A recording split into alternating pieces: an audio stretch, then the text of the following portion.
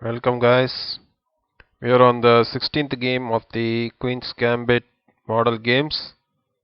And this game was played between Vladimiro Evgeny and the black player is Vander Sterren Paul in Oostend 1990. And the game goes d4 knight f6, c4 e6, knight c3 d5 and cd5 ed5, bishop g5 bishop b7 and e3 castles, bishop d3 c6 knight ge2. The developing the knight to e2 is very popular. When he does this, white's future plans tend to be little more flexible than with the steed on f3. Knight bd7, queen c2, rook e8 and long castles. Here Vladimiro goes for the opposite castling and knight f8, h3. So both sides start to pawn storm on the opposite flanks, and after a5, g4, b5 and king b1, a4. This pawn move is essential. Black can't push b4 because the knight is capable of going to a4 and paralyzing the pawns. And now knight g3, queen a5. And therefore this queen move is required to give a4 extra cover.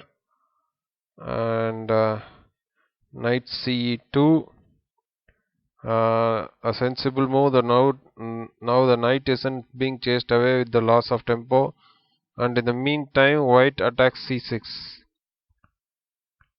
and b4. Black sacrifices the pawn. Otherwise you would have to lose the time.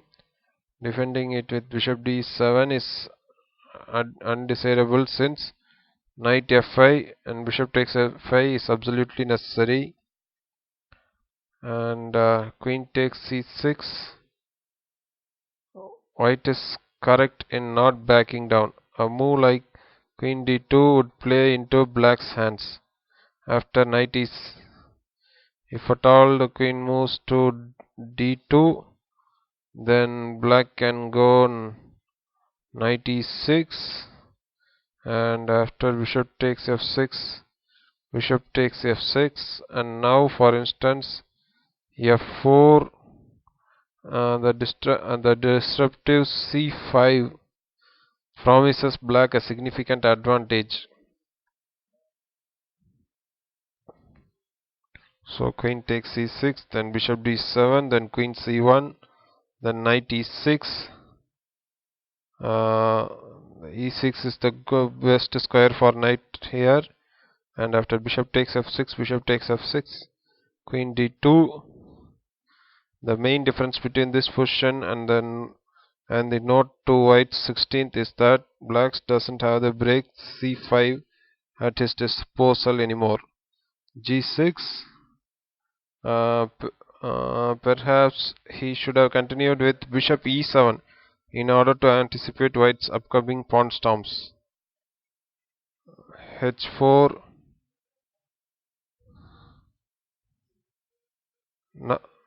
Now that he has created a target, that is black's weakening move g6, white will try to open the h file.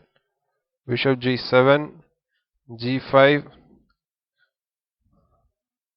A strong move. He is preparing f4 and only then h5.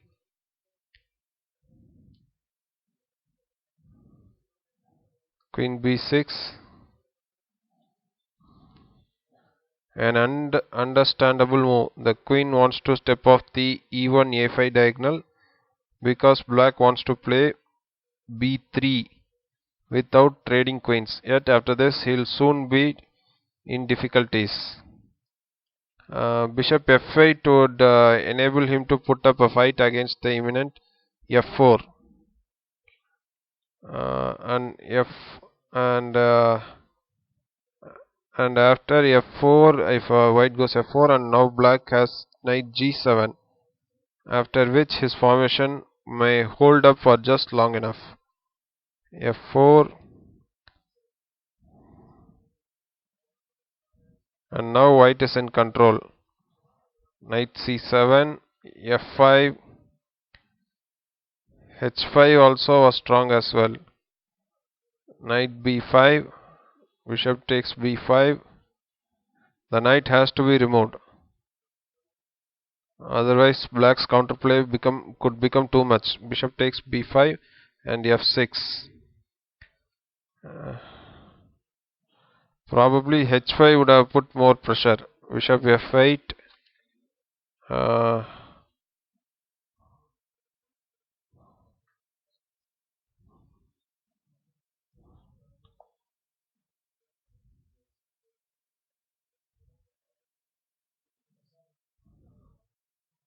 Here after h5, rook a7, knight f4, rook d8, h takes g6, f takes g6. White is a pawn up and has a beautiful pawn on f6. But doesn't black with his bishop pair and is apparently reasonably positional. Position pieces still have good chances. It's a question mark. Uh, here knight takes, sorry, here knight takes g6, h takes g6, and queen c2. Here bishop e8 is forced. Now queen h2. If at all king f7, then rook h7 check, and then after king e6, then queen takes g6. This closes at once. So after this, queen h2, king f7, queen h7 check, king e6, and f7, bishop c6.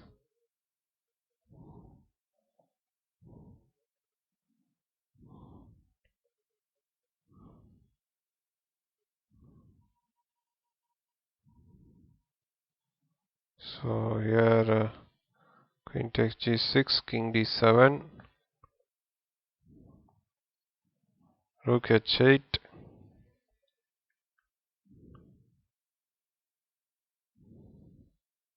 Here rook c1 also was the best move, and after rook a6,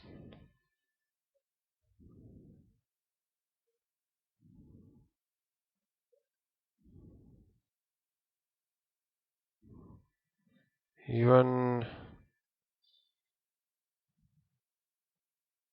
here, if at all b3 instead of rook a6, if b3 is played,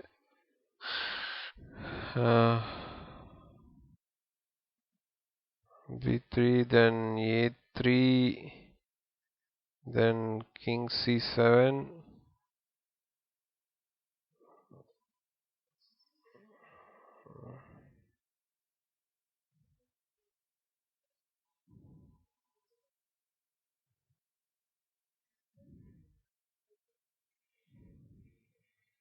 then queen e6 comes. So what rook plays, white black plays rook a6 here, then queen f5, rook king c7, queen e5, king c8, rook c1, and even stronger was g6 was even stronger here, and after queen b5, rook takes f8, rook takes f8, queen e8. The computer shows queen e6 is best, and then after king c7,